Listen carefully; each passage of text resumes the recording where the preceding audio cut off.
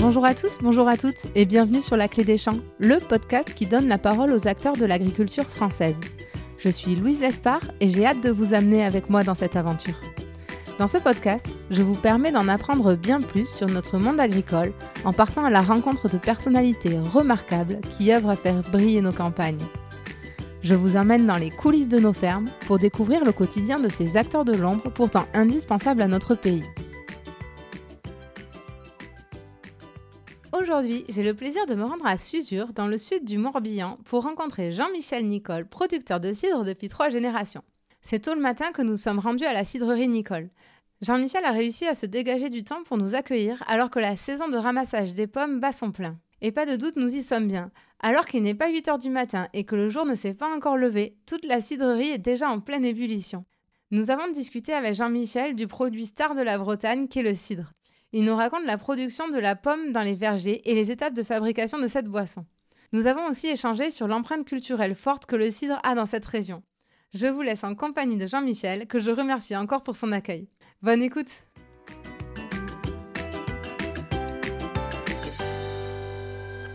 Bonjour Jean-Michel. Oui, bonjour. Merci beaucoup de m'accueillir chez vous. Pour démarrer, est-ce que vous pourriez vous présenter et nous expliquer où c'est qu'on se trouve actuellement ?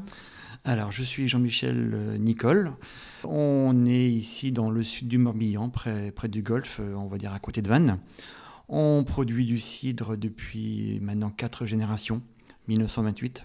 L'historique de l'entreprise ici, ça a été créé par entre guillemets, un grand-oncle d'abord, qui a fait tout le bâtiment, tout ça. Et ce grand-oncle, n'ayant pas eu d'enfant, a demandé à mon père, qui habitait ici à 2 km, de venir travailler ici chez lui au début comme ouvrier agricole, comme ça se faisait avant dans les fermes. Et puis, tout naturellement, à 30 ans, et en 1960, il lui a transmis l'entreprise comme à son fils. Donc il y avait une production de cidre et une ferme avec veaux, vaches, cochons, et toujours le cidre en parallèle qui vendait beaucoup sur Vannes. Dans les années 60, mon père a pris, et en 1985, il y a eu à l'époque des primes pour arrêter le lait. Il y avait trop de lait, il y avait ce qu'on appelle des quotas laitiers. Donc mes parents se sont dit, on a beaucoup de travail, et puis finalement, l'avenir, c'est peut-être pas le lait, puisqu'ils nous demandent d'arrêter de diminuer le lait, on va faire 100% cidre. Et ça a été vraiment le tournant de l'entreprise. Ils ont investi, parce qu'ils ont eu une prime pour arrêter le lait, et ils ont investi dans une chaîne de production pour automatiser un peu plus la production. Avant, tout se faisait un peu à la main. Voilà. Et c'est en 1993, quand ils nous ont dit, mon frère et moi, la retraite c'est pour nous. Vous devez prendre l'entreprise, vous devez, si vous voulez bien sûr, mais c'est l'heure de prendre l'entreprise. Donc j'ai pas eu le temps d'aller voir ailleurs. J'aurais voulu découvrir autre chose, voir peut-être d'autres entreprises, tomber dedans depuis tout petit. Mais je regrette pas maintenant, et c'est avec plaisir que je viens tous les matins au boulot. Est-ce que pour vous, il y a eu un déclic à un moment de rejoindre l'exploitation, ou comme vous le dites aux parents, vous dites oui, vous devez, et c'est comme ça, et donc et à l'époque, on se posait peut-être moins de questions. Comment ça s'est passé ? Alors, on est 2 frères associés, donc mon autre frère, lui, il a appris l'arboriculture, donc il a été à l'école à côté d'Auray, là-bas. Et moi, mon père, il me dit, apprendre à faire du cidre, si ça ne marche pas, au chômage, personne ne t'embauchera parce que tu sais faire du cidre. Par contre, apprends la mécanique, réparer les machines, maintenance, voilà. Donc, je suis parti à l'école, justement, pour apprendre la mécanique industrielle, pneumatisme, un peu d'hydraulique, fabriquer des pièces. Donc, on faisait l'armée encore, en 92-93. Et sorti de l'armée, ils me disent, finalement, on a la retraite plus vite que prévu. On a même une pré-retraite pour ma maman. Et dans 4 mois, on part. Ah ouais. Voilà, donc il n'y a pas eu de grande réflexion, parce que c'était prévu, mais comme vous êtes à l'heure, quoi. J'aurais voulu voir un petit peu avant. Déjà, appris dans mon métier, de ce que j'ai appris, du coup, j'ai pas vu d'entreprise où j'ai été pu l'appliquer, quoi, mon métier. Je le fais un peu ici, sur des machines et ceci, cela, mais voilà, c'était un peu mon petit regret de ne pas aller voir ailleurs. Oui, d'avoir un peu travaillé en mécanique avant d'aller reprendre de voir ailleurs, quoi. L'exploitation. Et du coup, ça fait combien de temps que vous travaillez Alors en 93, voilà, 93. Depuis avril 93, voilà. Donc je crois que ça... Ça fait 30 ans. Ouais, voilà, 30 ans. 30 ans l'année prochaine, voilà, c'est ce qu'on doit fêter. Ah, voilà. très bien. Et ça va faire 100 ans en 1928. C'est beau que ça perdure comme ça parmi les générations quand même. Et puis la 4e génération est déjà sur place. Là, j'en ai un qui trie des pommes ce matin. Là, et il n'avait pas d'école aujourd'hui. À la dure. lui, il apprend à faire du vin. Il est de l'autre côté de Nantes, là, à Briassé, à côté de Valette, là-bas. Et il y a une école qui forme les jeunes à faire du vin. Il y a des similitudes entre le vin et le cidre, enfin le principe. On en parlera. Ouais, le principe. Et donc, là, vous verrez, on a une responsable de chai qui, elle, vient du vin. Voilà, on l'a embauchée maintenant, ça fait 7-8 ans. Donc pendant un mois, elle a vu comment on travaillait et comment elle faisait avant. Et puis du coup, elle a appliqué ce qu'elle faisait avant et nous, le principe du cidre. Et donc c'est pour ça que quelque part, je lui ai dit aussi, finalement, il n'y a pas d'école pour le cidre. Il y a une formation de 2 ou 3 mois, mais il n'y a pas d'école. Donc il apprend le vin, l'arboriculture, ceci, cela. Et il est là ce matin parce qu'il a un jour de moins d'école. Et mon autre fils, lui, il a appris la gestion d'entreprise. Donc pareil aussi, comme vous verrez tout à l'heure, l'entreprise, je suis un peu dans la gestion et la comptabilité et le commerce. Et mon autre frère, lui, comme il était arboricole à la base, il est plus dans la production. D'accord. Et du coup, les deux aussi se destinent à un qui gère et ceci, cela, la commerciale, et l'autre qui est en production. Et celui qui gère la partie commerciale est parti au salon des machines pour faire de la bière. Parce qu'on fait la bière. Que j'ai eu au téléphone. On fait de la bière depuis 3 ans, voilà. Et là, à Nancy, il y a le salon technique de la bière et il y est là, ici, aujourd'hui. Et donc, l'avenir de l'entreprise est assuré. Oui, est assuré sur la production de cidre et en parallèle, la production de bière qu'on a commencé depuis 4 ans. Alors, est-ce que vous pourriez nous décrire votre exploitation ? Combien d'hectares vous avez ? Combien de cidres vous produisez ? La bière ? Donc, on a 13 hectares de verger. On a un étang qui fait un demi-hectare parce qu'on irrigue nos vergers par un système de goutte à goutte. Donc, c'est un étang où on collecte l'eau l'hiver d'un bassin versant qu'on redistribue du coup l'été aux pommiers. Et 13 hectares, et on essaye de trouver quelques hectares du coup supplémentaires autour de l'entreprise pour que mon fils, lui, qui prendrait la suite, ait bien sûr un peu plus d'hectares pour travailler. Et ensuite, vous produisez combien de bouteilles de cidre, de litres, je ne sais pas comment on compte ? Alors, on parle de 6000 hectos, à peu près 1 million de bouteilles entre les petites de 25 et jusqu'au magnum qui fait 1,5 litre. Oui, par an. Ouais, c'est beaucoup quand même, ça fait du travail. C'est beaucoup, oui, il y en a qui font plus, nous ça nous occupe bien, je dois le dire. Puis le cidre est toujours en progression tous les ans, donc il n'y a pas de souci sur le cidre. Mais on s'est posé un peu la question il y a 4 ans sur le cidre dans 20-30 ans. Notre clientèle est un petit peu âgée quand même, c'est pour ça que du coup on est parti sur la bière. D'accord. En complément. La bière, c'est très jeune, c'est très tendance. C'est une croissance qu'on appelle ça à 2 chiffres en ce moment. Et en donnant ça à nos jeunes, on leur donne aussi la possibilité de perdurer. Aussi, on mutualise notre matériel. Ouais, c'est ce que j'allais vous demander. Voilà. Et le temps de travail. On est très saison. Vous voyez, on est 7 en hiver, on est à 15 l'été. Et j'avais des personnes qui travaillaient seulement de mars ou avril jusqu'à fin novembre. L'hiver, il fallait qu'ils trouvent autre chose. Donc, je leur trouvais des emplois un peu autour, parce qu'on a beaucoup de chantiers ostréicoles. J'ai pas mal d'amis et de familles qui font des huîtres. Et eux, ils ont une saison l'hiver, de novembre jusqu'à fin mars. Mais le problème, c'est que pendant 3-4 ans, ça va, mais au bout d'un moment, ces personnes, quand ils voulaient faire un emprunt ou cela, les banques leur disaient, OK, vous avez peut-être deux CDI, 2 CDD plutôt. Ouais, mais ça fait toujours pas un CDI. Voilà. Donc, le côté bière aussi permet de garder maintenant mon personnel à l'année. Ouais, c'est top. Parce qu'on fait de la bière l'hiver facilement. On en fait de la bière quand on veut quelque part. Ouais. On fait aujourd'hui, dans 3 semaines, ça y est. Alors que le cidre, c'est un cycle annuel, avec des saisons. Et donc, du coup, on a ce côté personnel mutualisé et en même temps, on a aussi le matériel. On avait déjà de la cuverie, on a la chaîne d'embouteillage, la filtration, et le réseau de distribution qui était déjà là avant, quoi. On a juste fait une brasserie.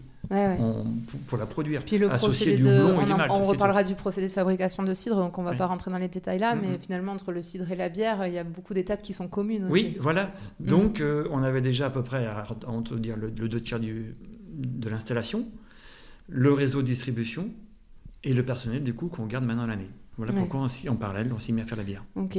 Et par contre, l'orge, vous la recevez directement maltée, vous la produisez, vous n'êtes pas embarqué à la produire non. sur place et tout. Non, en plus, en non. Bretagne, on peut ça se produit de l'orge. Enfin, oui, sais rien. si. Ouais. Et d'ailleurs, il y a des malteries qui se sont montées en centre-Bretagne. Pour l'instant, on ne produit pas assez.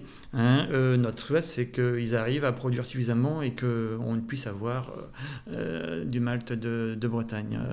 Ça sera le top au niveau de notre bière. Bon, et puis maintenant, j'aimerais bien qu'on parle du cidre, qui va être le cœur du sujet.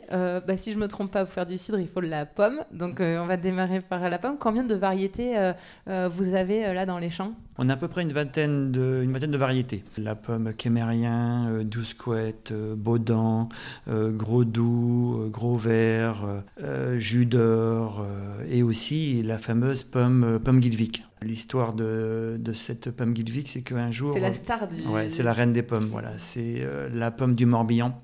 Et un jour, un agriculteur, il y a quelques dizaines d'années de cela, avait que de la pomme Guilvic du coup. Comme je vous disais tout à l'heure, il fallait mélanger à peu près une vingtaine de variétés.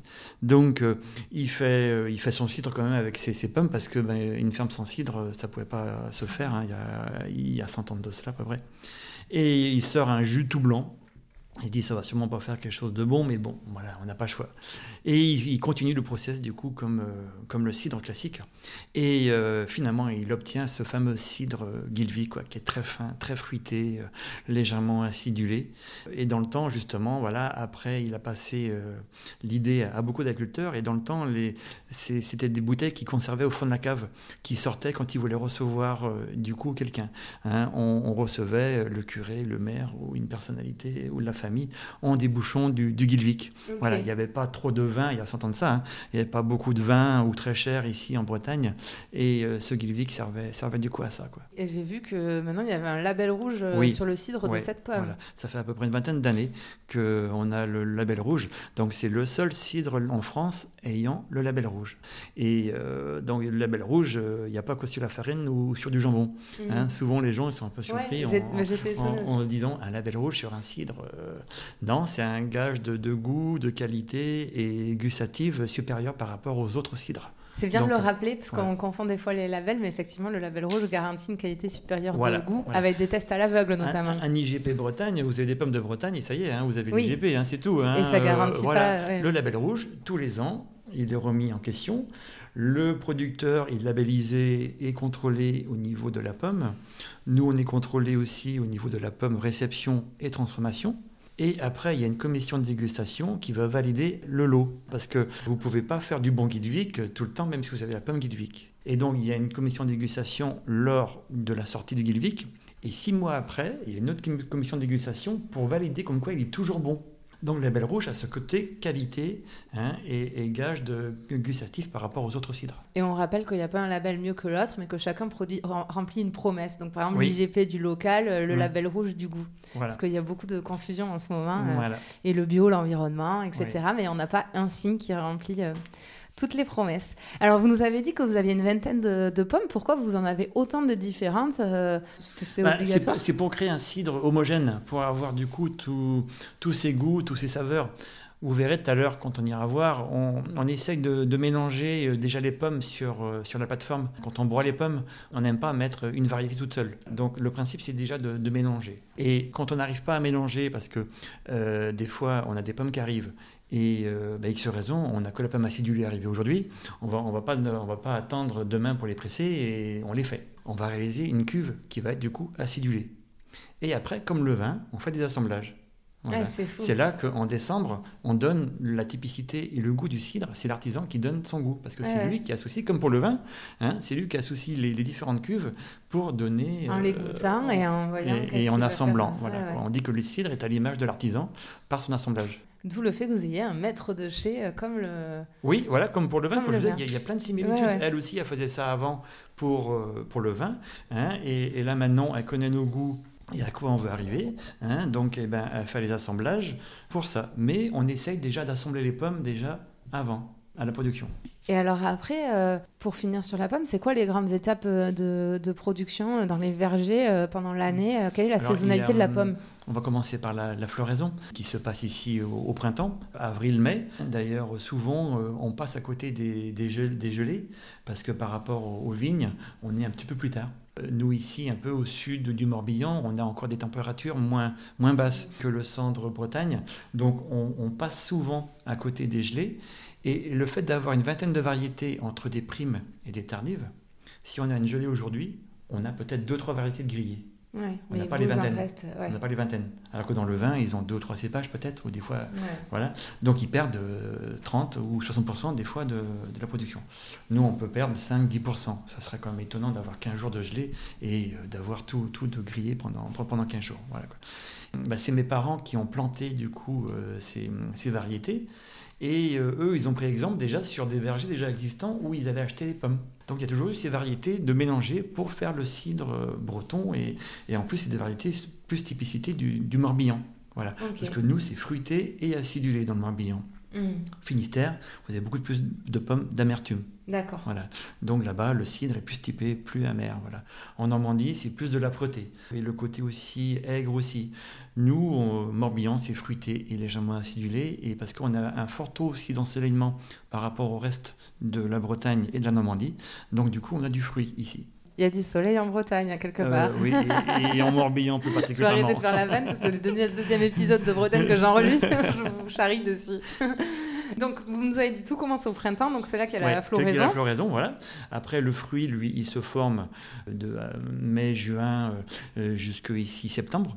On commence cette année, d'ailleurs comme cette année on a commencé 15 jours avant la récolte ordinaire. À cause des grosses chaleurs de cet été. Donc en principe on commence autour du 24-25 septembre à ramasser les pommes et il y a le pressage de celles-ci jusque fin novembre. Tous les jours on fait à peu près 30 à 40 tonnes de pommes et on fait en moyenne 2 cuves de 150 hectos. Donc on fait 300 hectos par jour. Et ça pendant 2 mois, jusque fin novembre. Ça doit être intense. Et comment vous ramassez les pommes? Comment elles sont récoltées? Alors, nous, on a l'avantage d'avoir une machine qui ramasse les pommes. C'est un système adapté sur un tracteur. Devant le tracteur, on a des rouleaux qui poussent les pommes pour que les roues n'écrasent pas. Qui sont au sol, du coup? Ouais. Parce qu'elles sont tombées? Les pommes, automatiquement, pour le cidre, sont au sol. On attend patiemment qu'elles tombent. Ok, voilà. Pourquoi ça veut dire qu'elles sont bien mûres? Elles sont mûres, voilà, si elles tombent. Voilà. Okay. Et donc on a cet avantage du coup de les ramasser au niveau du sol. Par contre, la machine ramasse les pierres, elle ne va pas faire une différence entre une petite pierre et une pomme. Et aussi les petites branches de bois. Donc vous verrez, mais après tout ça est trié lors de la production. Donc la machine ramasse les pommes et à peu près la personne peut ramasser entre 20 et 30 tonnes par jour, suivant la production de pommes. Arrivé autour du 15-20 novembre, on fait quand même un secouage de pommes. Voilà, on ne va pas non plus... à partir du moment, attendre indéfiniment. Voilà, à partir du moment où les pommes nous attendent, on ne secoue pas. Mais où on commence à avoir des temps d'attente, là, on commence à secouer les pommes pour ramasser les dernières pommes. Donc, suivant les années, on peut finir le 25-28 novembre. Des fois le 2 ou 3 décembre, voilà. Mais les dernières sont secouées. Voilà, quoi. Okay. Donc on a une équipe de retraités. On n'a pas de machine qui secoue les pommes. Qui sont vifs. Voilà, donc il faut qu'ils fassent beau et ils prennent leur temps. Mais bon, voilà, c'est fait. Voilà. Et les dernières pommes sont ramassées et on finit à peu près le 3-4 décembre. C'est un vrai avantage, ça, de transformer les pommes en cidre, de ne pas avoir à les récolter à la main, puisque je crois que ceux qui doivent les récolter pour les manger, donc celles qu'on retrouve en rayon, il faut garder le pédoncule, ça s'appelle ? Voilà. Et du coup, ça, il faut un ramassage plutôt manuel. Oui, mais nous, quand même, on a à peu près 3 fournisseurs de pommes. On a des professionnels de la pomme qui ont 20-30 hectares, qui ont des machines. Par contre, il y a des gens, quand même, des vergers, qui ont 100 ou 200 pommiers, qui ramassent à la main, qui font 8-10 tonnes quand même dans l'année à la main. Et on a des agriculteurs aussi qui ont aussi quelques pommiers dans un coin. Comme dans le temps, il y a toujours eu un verger dans une ferme, qui ont des fois 2-3 tonnes. Là aussi, c'est ramassé à la main. Ah ouais. Voilà. Et vous avez nos petits livreurs de pommes, nos particuliers du coin, qui sont avec des petites remorques qui ont sur leur pelouse 2-3 pommiers et qui nous livrent 100 ou 200 kilos. Ouais, Donc, tout ça est aussi ramassé à la main. Ce qui veut dire que vous avez les pommes utilisées pour faire votre cidre ne proviennent pas à 100% de vos vergers. Ah non, nous on produit seulement 25% de 25%. notre production. Du coup, quand vous avez voulu agrandir les quantités, c'était plus simple d'aller se fournir Oui, on a trouvé des fournisseurs de pommes et on a fait des contrats avec des agriculteurs. Notre développement, c'est ces gros fournisseurs de pommes qui, on veut 100 tonnes, on veut 200 tonnes, on veut 300 tonnes. Il suffit de leur dire en début septembre et ils nous livrent des semis entiers de pommes. Pourquoi vous avez fait ce choix de l'externalisation et pas de replanter des pommiers? C'est trop lent pour ça demande trop de travail. C'est surtout que c'est la ruée sur les terres agricoles et d'en avoir. Surtout en Bretagne. Et d'en avoir, voilà. Donc là, on se bagarre avec la SAFER pour du coup avoir 15 hectares de plus. Et puis pour l'instant, on ne peut pas non plus tout faire non plus. On préfère aussi qu'il y ait la moitié de nos pommes produites, parce que c'est un métier, il y a ça aussi. Et on veut aller jusqu'à peu près la moitié de la moitié d'acheter. Voilà. Parce que quelque part, ça se fait en même temps. Il faut ramasser, il faut produire, et il faut transformer les pommes aussi qui nous arrivent de l'extérieur. Donc c'est vrai que c'est un peu tendu pendant ces 2 mois-là d'octobre-novembre. Je veux bien le croire. Voilà. Et d'ailleurs, on est arrivé... Bon, pour ce qui est pour moi aux aurores, mais pour vous qui étiez le milieu de la matinée, on est arrivé à 8h, il faisait nuit, mais tout le monde est déjà en train de s'activer sévèrement. On commence à 6h tous les matins en ce moment. Ouais. Bon, très bien, merci pour les pommes. Ensuite, on passe un peu à la fabrication du cidre. Une fois que vous les avez récoltées, les pommes, qu'est-ce qu'elles deviennent ? Alors, donc, on fait ce qu'on appelle du jus de pomme. Après, ce jus de pomme va dans des cuves. On éclaircit le cidre. Est-ce que vous prenez toutes les pommes ou vous les triez ou comment ça se passe avant ? Vous verrez tout à l'heure, on a un système de triage de pommes. Elles passent devant une personne et on retire les pommes pourries et plus de la moitié pourries. Voilà, d'office. Ah ouais. On peut laisser un petit quart de pourri, c'est un pourri noble, et qui donne du coup du goût, de la saveur. C'est un beau concept, ça. Il dit ça dans la vigne, le pourri noble. Nous, c'est pareil. Voilà. Et donc, donc on presse, on essaye d'assembler au maximum. Vous avez un pressoir ? Oui, et on essaye d'assembler le maximum de variétés de pommes, bien sûr. Ce jus de pomme va dans une cuverie en chambre froide. On le refroidit tout de suite à 8 degrés, parce que là on a des jus qui sortent à 15-17 degrés ici en ce moment, comme il fait assez doux.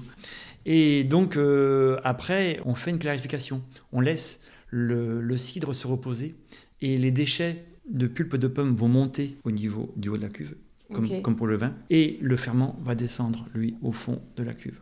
On retire tout le liquide qui se trouve entre les déchets du haut et le ferment, et on transfère ça dans des cuves. Oui, voilà. En décembre, on fait nos assemblages. Après, il fait sa fermentation tout l'hiver. On va dire 3 mois pour le doux, 5-6 mois pour le brut. Donc la fermentation, c'est là où se joue le degré où ça d'alcool. On transforme le sucre en alcool. Ouais. Nous, on ne rajoute pas de ferment. C'est l'inverse. On retire justement le maximum de ferment. On laisse à peu près 4-5% de ferment dans la cuve pour avoir cette transformation de sucre en alcool. Ouais. Voilà. Donc 3 mois pour le doux en moyenne, et 5-6 mois pour le brut. Après, on arrive au printemps. C'est là qu'on commence la mise en bouteille, avec jusque fin août pour vider toutes les cuves. Et septembre, on commence à les remplir. Et fermentation pendant l'hiver, mise en bouteille au printemps, grosse vente. On va dire, j'ai oublié la vente. Parce que faut quand même les vendre. Donc, grosse vente ici. Allez, nous, on est très touristique. On est à 3-4 km de Oui, on est dans le sud du Morbihan. Je ne sais pas si on l'a dit. Mais... On est à 5-6 km du Golfe. Donc, on a une grosse saison d'avril jusqu'à fin septembre. Donc là, c'est pour ça qu'il me faut aussi du personnel l'été aussi pour toute cette vente. Et on a aussi un système de recyclage du verre aussi. Donc, on a besoin de laver les bouteilles. On les reprend. La consigne que tout le monde a connue, enfin du moins les anciens ont connu quand ils étaient plus vieux. Et donc, c'est pour ça qu'il nous faut du monde aussi pour travailler. Donc voilà, du coup, le côté cycle, c'est un cycle annuel. Il faut vider les cuves fin août, mi-septembre pour les remplir jusqu'à fin novembre. Fermentation l'hiver et embouteillage et vente du printemps à l'été. Et puis voilà. Merci pour les explications, c'était très bien expliqué et ça m'amène à plein de questions. La première, c'est est-ce que, là vous nous avez reparlé des vingtaines de variétés de pommes et tout, est-ce qu'il en faut des spécifiques pour le cidre ou ça peut vraiment être les mêmes pommes qu'on mange dans les rayons qui permettent de faire du cidre? Alors c'est vraiment des pommes spécifiques au cidre. Elles sont toutes petites, très juteuses et avec un goût prononcé. Et donc pour nous, on a ces vingtaines de variétés qui pour nous font le meilleur assemblage. Maintenant, chaque agriculteur détermine ses assemblages de pommes et certains veulent plus de pommes amères, d'autres veulent plus de pommes acidulées. Nous, c'est notre goût, c'est pour avoir un cidre qui soit équivalent tous les ans. Il y a ça aussi, il faut avoir les mêmes variétés de pommes, à peu près les mêmes quantités, et pour lisser du coup la production sur plusieurs années, et le goût. Et combien de pommes il faut pour faire une bouteille de cidre? 1 kilo de pommes. 1 kilo de pommes. Ouais, et ça fait 75 centilitres de cidre. Ouais, on retire 75% de jus dans une pomme. Ah ouais, c'est beaucoup quand même. Alors 75% de jus brut, hein. Ouais. Après, en retirant tous ces déchets, ces lies, on arrive à 60%. Ok. Et ensuite, vous nous avez parlé de la fermentation. Je crois que c'est une étape cruciale pour le cidre et que c'est ça qui détermine, vous nous l'avez un peu dit, le cidre doux, le cidre brut, c'est cette étape-là que ça se joue. Vous pouvez nous expliquer pourquoi ? Alors, justement, cette fermentation, c'est une durée de fermentation qui va faire tout simplement du doux ou du brut. C'est le même process de fabrication au niveau du jus, ceci, cela, au niveau des pommes. C'est après, il faut juste patienter qu'au bout de 6 mois, il devient brut et que dans 3 mois, il reste doux. Et quand on veut arrêter la fermentation, avant de la mise en bouteille, pour du doux, ça sera pareil pour le brut, mais au bout de 3 mois, pour arrêter la fermentation, parce qu'il reste un peu de ferment, donc il continue toujours à fermenter en cuve. On fait ce qu'on appelle une filtration. On a un filtre tangentiel, on fait passer le cidre dans des tubes en céramique, et le ferment va rester dans les tubes en céramique. Okay. Voilà. Et donc, comme ça, on arrive à stopper la fermentation. Il reste du sucre dans le cidre, et c'est du doux. Ah ok. Voilà. Oui, parce que du coup, si je comprends bien, le cidre doux, donc il fermente moins longtemps. Du coup, il y a moins le temps que les levures transforment l'alcool, enfin le sucre en alcool. Ouais, mais par contre, il faut arrêter les levures. Oui, par contre, ouais. Et c'est pour ça qu'on fait une filtration. Ouais, je comprends. Et du coup, donc c'est pour ça que le doux est plus sucré et moins alcoolisé, alors que le brut fermente plus longtemps. Ouais. Du coup, à ce moment-là, les levures ont plus le temps de manger le sucre en alcool, donc il y a plus d'alcool et le goût est un peu plus fort. Il y a moins de sucre, quoi. Parce que nous, on a vraiment un doux qui est naturel. Parce que le doux industriel, eux, ils font tous du brut et ils rajoutent du sucre et des concentrés de pommes pour faire du doux. Ah oui, ok. Voilà. Donc eux, ils vont dans l'autre sens. Ouais. Hein. Nous, on garde des étapes de fermentation et on garde le sucre naturel de la pomme. Et ensuite, vous nous avez parlé des assemblages. Vous avez un maître de chez. Du coup, vous faites genre des réunions où vous goûtez les différentes cuves. Oui, en décembre.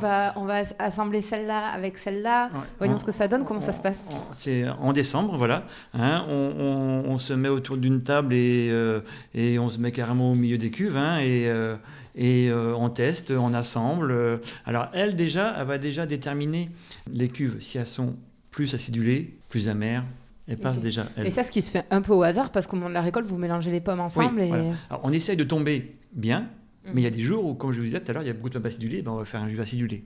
Et après, on se rassemble et puis on imagine que le mélange, un tiers d'une cuve, un tiers de l'autre, une demi ceci, une demi cela. Et voilà, donc ça c'est propre à l'artisan, c'est propre au vigneron qui fait ces assemblages. Voilà. Est-ce que vous avez pour objectif de reproduire le goût de votre cidre pour qu'il ait toujours, vous nous avez un peu parlé, mais le même goût? Ou est-ce que des fois vous dites, ok, on va le faire un peu évoluer, peut-être que les consommateurs ils préfèrent ça que ça? Non, nous c'est acidulé, c'est du fruit, hein, c'est du cidre qui passe très bien. Il faut que nos clients qui achètent tous les ans la même bouteille, ah ouais, il est comme ça. Ouais, qu'ils le reconnaissent. C'est du cidre Nicole, voilà, c'est une marque Nicole. Et ensuite, j'aimerais qu'on parle, on n'en a pas parlé, mais un peu de l'histoire du cidre en Bretagne, parce que c'est quand même hyper ancré. Comment le cidre est arrivé en Bretagne et comment il a eu autant d'importance? Alors, le cidre est arrivé en Bretagne par les Romains. C'est eux qui ont inventé, ils parlaient de vin de pomme, eux, déjà à la base là-bas. Ils sont montés ici en Bretagne, soit en traversant la France ou par des bateaux. Voilà. Et ils ont apporté d'abord le Pays Basque, ceci là-bas, et en Bretagne, le côté vin de pomme, le côté pommier, ceci, cela. Et après, quelque part, c'est eux qui nous ont appris à faire du cidre. Voilà.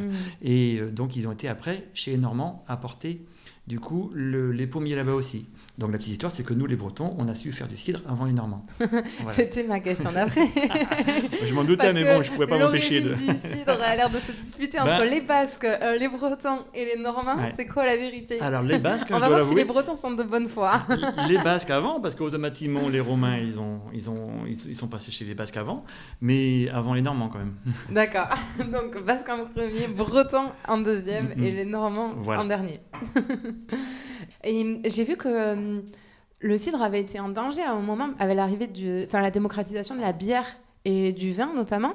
Comment, et ça sera ma minute économie du podcast, comment votre entreprise elle a traversé comme ça les temps, comment elle s'est adaptée aux besoins des consommateurs. Enfin, c'est quand même pas rien de perdurer pendant 100 ans avec toutes les évolutions des modes de consommation.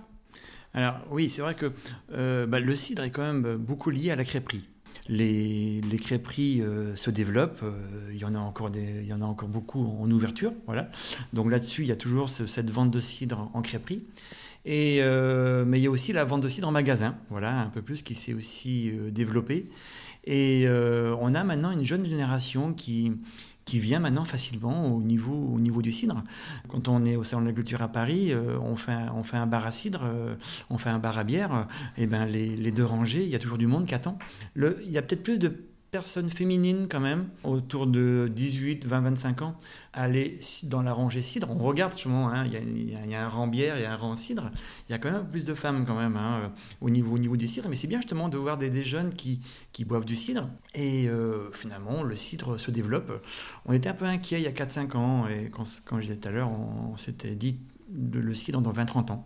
Mais je pense qu'il a toujours sa place et les cidres se sont améliorés en qualité et les gens achètent beaucoup aussi du local aussi. Donc nos cidreries, je pense, ont encore des années de progression. Je fais une petite parenthèse, on vous trouve sur le stand de la Maison du Cidre au Salon de l'Agriculture, s'il y en a qui veulent passer vous voir comme vous en parliez. Effectivement, c'est ce qui vous a poussé à lancer la brasserie, ça fait cette réflexion d'il y a 4-5 ans de vous dire le cidre est en recul, le marché du cidre, comment il se porte, est-ce qu'il a été en recul en ce moment-là? Et là, vraiment, vous voyez des chiffres où ça relance ou c'est plus un feeling? Alors, il y a 4-5 ans, c'était surtout le marché du cidre français qui était en recul. Et surtout industriel qui était en recul. Nous, les artisans, on a toujours été en progression. Mais on avait quand même l'idée surtout dans 20-30 ans. Puisque la 4e génération arrivait derrière. Et ça se pense sur le long terme, les entreprises agricoles. Et le développement du cidre, toutes les crêperies sont déjà convoitées, entre guillemets, donc on développe toujours tous les ans. Bon, alors on développe surtout hors Bretagne. Il nous reste la France et le monde, si on veut développer le cidre. Les Bretons à la conquête du monde. La Bretagne, il y a toujours un artisan. Il y a toujours un artisan ou un collègue, c'est un ami, donc on ne va pas aller taper sur un collègue. Voilà. Et puis, en parallèle, on voit la bière, croissance à 2 chiffres. Au Salon de la Culture, on côtoie beaucoup de brasseurs là-bas, ici en même temps. Et puis ils nous disent, mais c'est fou, quoi. Donc, on s'est dit, après tout, nous, on peut faire de la bière. Et on s'est formé du coup là-dessus et comme ça nos enfants ils auront un outil de travail directement quand ils se mettront en place. Ouais. Et puis ça permet à l'entreprise de diversifier son risque quoi. Oui. Si à un moment il y en a un ou l'autre qui plante. Il y a ça aussi. Et puis ce travail hors saison qui nous intéressait aussi quoi. Et pour finir la minute économie, on l'a vu, il y a énormément de similitudes entre le vin et le cidre. Le vin est considéré comme un produit très noble. Le cidre un petit peu moins. Est-ce que les cidreries n'ont pas un travail à faire pour ramener plus de valeur au produit, que le produit soit au niveau marketing mieux perçu? Alors au niveau du cidre, il commence à avoir alors maintenant des habillages un peu plus. On met un peu des coiffes comme le champagne. On essaye de faire des étiquettes un peu plus classe. Dans les rayons, le cidre maintenant a sa place. Et on s'est aussi amélioré aussi en qualité. Parce qu'avant, il y avait des cidres qui étaient bu et c'était pas spécialement bon, ils n'étaient pas chers. Donc les cidres se sont du coup améliorés. Comme ils ont fait aussi un petit peu du vin. À l'époque du muscadet, c'était pas génial, mais ils ont fait des quantités, ils avaient déjà tout vendu avant de le faire. Donc le cidre, voilà, il s'est amélioré. Les artisans font du cidre de qualité, hein, et c'est au détriment justement des cidres industriels qui se vendent de moins en moins dans les grandes surfaces. Et enfin, on va passer à la dégustation quand même. Comment on fait pour bien choisir son cidre dans les rayons? C'est quoi vos conseils? Alors déjà, il faut, par rapport à l'étiquette, il faut déjà voir la provenance du cidre. Il faut trouver un producteur, un artisan, pas une adresse dans le 93 à Paris. CEDEX 93 200, CEDEX bon, Paris. Ou un service consommateur. Hein, donc là, vous vous dites, bon, déjà, ouais. Après, il faut du pur jus, hein, 100% pur jus. Alors, dans le cidre, il n'y a pas encore ce qu'on voudrait justement. Il n'y a pas encore la composition du cidre. On aimerait bien. Nous, on affiche clairement 100% pur jus. Voilà. 100% pur jus, ça veut dire qu'il y a 100% de jus de pomme. Voilà, et fermentation et tout. Ouais, ce qui n'est pas le cas tout le temps, c'est ça? Mais non, c'est ça. Donc nous, ce qu'on aimerait, c'est que l'industriel puisse mettre dessus, il y a 30% d'eau. Oui, parce qu'en fait, ils coupent le jus de pomme avec de l'eau dans les cidres industriels. Voilà. Hein, vous avez des cidres pas chers, il ne faut pas se leurrer, ils sont pas chers, des fois trop chers par rapport à ce qu'il y a dedans. Et des fois aussi, il y a une injonction de gaz. Il y a aussi des conservateurs, ceci, cela. Donc, le cidre et le vin, vous voyez, il n'y a aucune mention sur la composition. Oui, voilà, c'est vrai. Voilà. Donc, on aimerait du coup avoir ça. Donc, partez sur un cidre artisanal ou fermier du coin. Alors, essayez de voir dessus des distinctions, IGP, label, hein, ou un cidre qui est médaillé au concours agricole de Paris. C'est des petites choses qui font que, mais surtout d'avoir le nom du producteur du coup dessus et local de préférence. Et est-ce que, comme le vin, il peut y avoir une date de récolte sur le cidre? Alors, c'est pas sur le cidre. Sur notre cidre Guilvy, on met une cuvée, parce qu'on veut lui donner justement le côté plus prestigieux. Donc, mais autrement, au niveau du cidre, non, vous l'achetez, vous avez 12 mois pour le consommer. Le cidre, ça tourne comme ça, donc pour nous, personnellement, on n'a pas d'année. J'ai des collègues qui essayent de faire des années de cidre. Le cidre, de toute façon, il ne s'améliore pas en vieillissant, donc le garder, je ne sais pas si c'est judicieux. Et je vais vous poser la question de l'auditeur. C'est Salomé qui nous demande pourquoi les crêpes et le cidre sont indissociables. Parce que c'est lié à la Bretagne. Hein, il y a toujours eu des crêperies en Bretagne, toujours eu du cidre. Avant, le cidre, en Bretagne, c'était matin, midi, soir, quoi. Donc, d'office, il y a toujours eu du cidre en Bretagne, voilà. Et les crêpes, alors ça, faudra peut-être que je demande à ma grand-mère, du coup, peut-être. Mais c'est vrai que nous, on voit bien qu'au niveau des crêperies, le cidre fait partie intégrante de la crêperie. C'est automatique. Hier soir, on était dans une crêperie, j'ai pris une volée de cidre. D'office, voilà. Je vais pas prendre du vin rouge à ce moment-là. Non, puis c'est quand même dommage de prendre du vin, alors que du vin peut être associé à d'autres mets, d'autres plats. La crêpe, c'est quand même automatiquement du cidre. Oui, surtout quand on est en Bretagne quand même. Faut pas déconner. Et bien, je vais passer à mes questions de fin. La première, c'est qu'est-ce qui vous rend fier à vous de vous investir dans l'entreprise familiale et dans la production de cidre?